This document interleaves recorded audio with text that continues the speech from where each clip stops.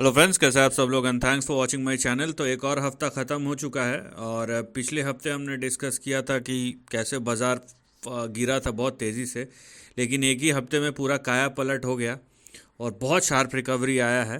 ठीक है, और उसमें ज़्यादा इम्पोर्टेंट था कि एफआईआईज़ ने बहुत बड़े लेवल पे पार्टिसिपेट किया है, क्योंकि अगर आपने न्यूज़ देखा है तो यूरोपियन सेंट्रल बैंक ने ईसीबी ने रेट कट किया है। अभी अगले हफ्ते फेड भी रेट कट करेगा, इसकी प्रोबेबिलिटी बहुत हाई है। तो ये एक पॉजिटिव डेवलपमेंट है मार्केट के लिए और एक सरप्राइज़ भी आपको मिला है। तो पहले फ्राइडे का क्लोज देख लीजिए। निफ्टी तो फ्लैट था, 32 पॉइंट नीचे था, ज़्यादा कुछ नहीं। बैंक निफ्टी यहाँ पे 165 पॉइंट ऊपर। ठीक है, तो जाहिर सी बात है, ये एक डाइवर्जेंस हमेशा रहता है। निफ्टी बैंक निफ्टी को लीड करता है, आउट परफॉर्म करता है। तो अगर निफ्टी बैंक निफ्टी ने एक बार कर लिया, निफ्टी हमेशा आउट परफॉर्म करता है, बैंक निफ्टी ने कर लिया तो कोई बड़ी बात नहीं है। तो बात यह है, पिछले 5 दिनों का परफॉर्मेंस देखिए, 600% ऊपर है। वहीं बैंक निफ्टी पिछले 5 दिनों में 3%, यहाँ पे 600 पॉइंट या 1500 पॉइंट ऊपर है, 3%। तो और बैंक निफ्टी 2.44%। तो बैंक निफ्टी ने पिछले एक हफ्ते में निफ्टी को आउट परफॉर्म किया है।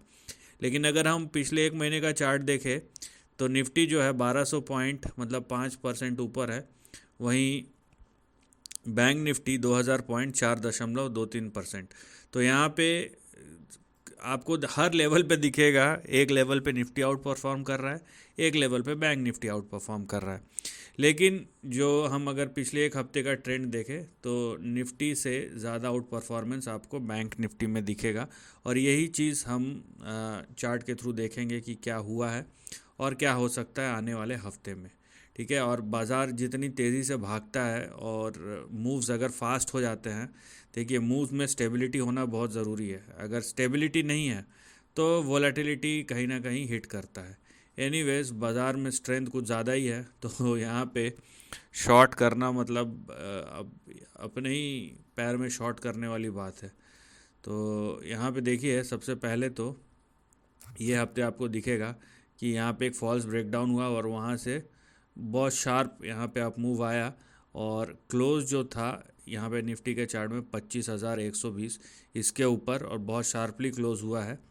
तो यहाँ पे आपको दिखेगा। अब एक ये वाला जो लेवल है आपको ध्यान रखना है, 25,120 121, ये आपका रेजिस्टेंस जोन था। अब इसके ऊपर ब्रेकआउट हुआ है तो ये आपका सपोर्ट जोन है, तो इसके नीचे नहीं जाना है।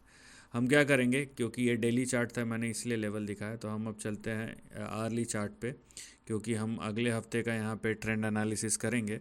तो आवर्ली चार्ट यहाँ पे हमको बेटर गाइडेंस दे सकता है।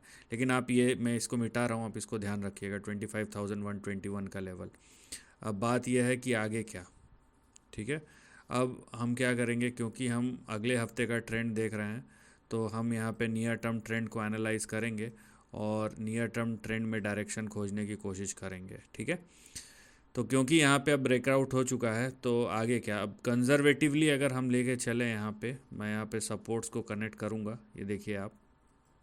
ठीक है, ये ऐसा नहीं है कि मैं कहीं से भी लाइन खींच रहा हूँ। जो प्रीवियस सपोर्ट लेवल है मैं उन्हीं को कनेक्ट कर रहा हूँ यहाँ पे। और यहाँ पे आपको इस तरीके का कुछ कनेक्शन दिखाई दे रहा है। ठीक है, अब अगर निफ्टी, सबसे पहली बात, 25,108 और ये आपका सपोर्ट है, और नीचे 24,925, इन दोनों के ऊपर टिका हुआ है तो नियर टर्म में ये अप ट्रेंड में है। अब ये अप ट्रेंड कहाँ तक जा सकता है, तो अगर मैं यहाँ पे, मैं जैसे कि बोलूँ, अगर कंजर्वेटिव भी लेके चलूँ और जिस तरीके का ट्रेंड है, ये ट्रेंड में यहाँ पे ऐसा नहीं कि लाइन रेंज के नीचे जाना चाहिए, वो नहीं चलेगा। अगर ये रेंज के अंदर है और जिस तरीके का पास्ट परफॉर्मेंस रहा है, ये देखिए इस तरीके का एक यहाँ पे रेंज हमारे सामने उभर रहा है। तो अगर ये 25,018 और 121, 25,121 इसके ऊपर टिकता है तो आगे यहाँ पे आपको जो रेंज देखने मिलेगा वो 26,500 से लेके 27,400 या 500 का आपको देखने मिलेगा। ये डिपेंड करता है, क्योंकि पिछले बार जब मूव शुरू हुआ था वो यहाँ पे लगभग लगभग 80 दिनों तक चला था, 80 डेज़। तो मैं अगर वही चीज़ काउंट करूँ यहाँ से भी, तो ये 80 डेज़ आपको ले जाएगा लगभग लगभग, अब देखिए यहाँ तक। तो इसका मतलब है 27,800। तो आगे का जो रेंज है ये 26,500 से लेके 27,800, ये वाला रेंज अब एक्टिव है। अब देखते हैं कितने समय में इसको पूरा करता है।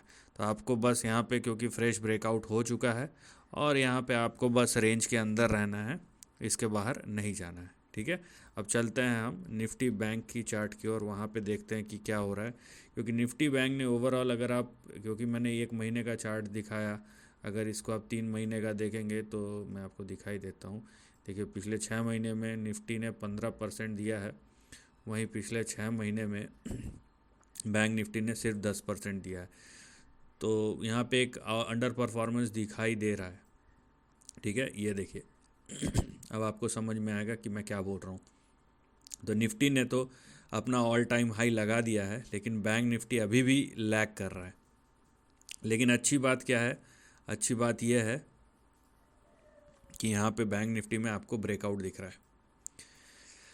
क्लियर कट प्राइस ब्रेकआउट हुआ है बैंक निफ्टी में, किसके ऊपर, यहाँ देखिए 51,817, 820। अब ये आपका सपोर्ट जोन है और ऊपर जो आपका टारगेट है फ़िलहाल इमीडिएट बेसिस पे वो होगा 53,390 का। अब आपको इस पे फोकस करना है।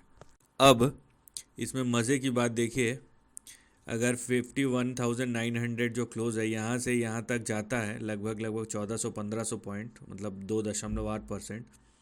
ये बैंक निफ्टी के लिए तो प्राइस रिकवरी है, लेकिन निफ्टी के लिए ये एडिशन होगा प्राइस में। ठीक है, उसके पॉइंट्स में एडिशन होगा। तो ये बात आपको ध्यान रखना है। ठीक है, अब देखते हैं कि बैंक निफ्टी का चार्ट हमें क्या बोलता है। ये ट्रेंड थोड़ा सा ज़्यादा सिंपल है। अगर आप देखेंगे यहाँ पे, मैं अगर एक लाइन खींचूँ तो यहाँ पे आपको क्लियरली दिखाई दे रहा है, इसमें डेली चार्ट में ही आपको दिख जाएगा कि ये लाइन जो है एक ट्रेंड लाइन बन चुका है। क्योंकि पिछले, आप बोल सकते हैं ये सितंबर महीना चल रहा है, तो पिछले 11 महीनों से, लगभग 10-11 महीनों से इस लाइन को सपोर्ट किया है बैंक निफ्टी ने। तो ये कोई मामूली बात नहीं है।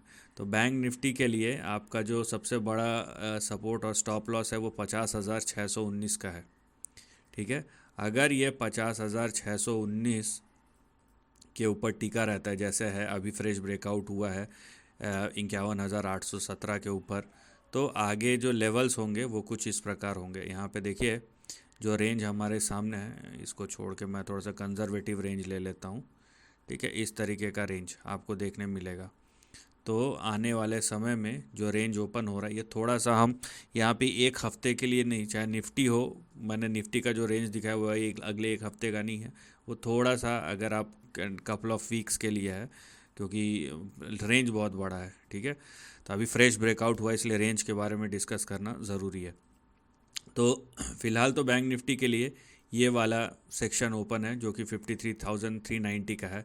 अगर उसके ऊपर जाता है तो फिर बैंक निफ्टी यहाँ पे देखिए 55,000 से लेके 58,000 का ये जो रेंज है ये खुल जाएगा आने वाले महीनों या आने वाले हफ्तों या महीनों में।